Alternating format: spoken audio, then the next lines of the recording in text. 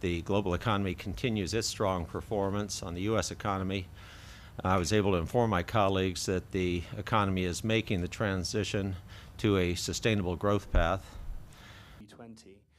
Could you give us a little bit more information about how much of a concern this? There was discussion about the transition at the World Bank.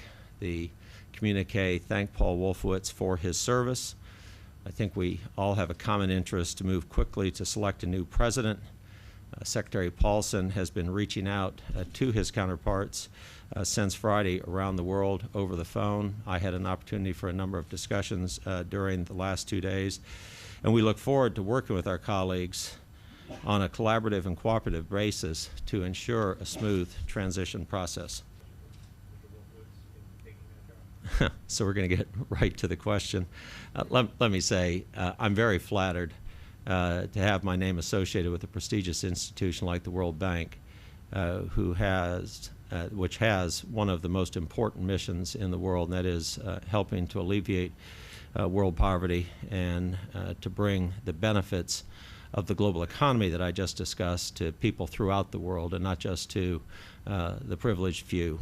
And at the same time, any discussion of names, mine or anyone else's, at this point is just speculation and premature. As I said, Secretary Paulson has begun a process of reaching out on a collaborative, consultative basis to his colleagues.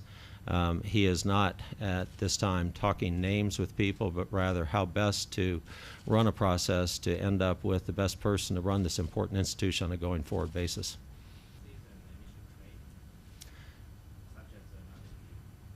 We talked about the need for there to be increased vigilance with a particular attention to financial stability and consumer protection. We talked about the roles that regulators could play, the roles that an important institution like the Financial Stability Forum could play.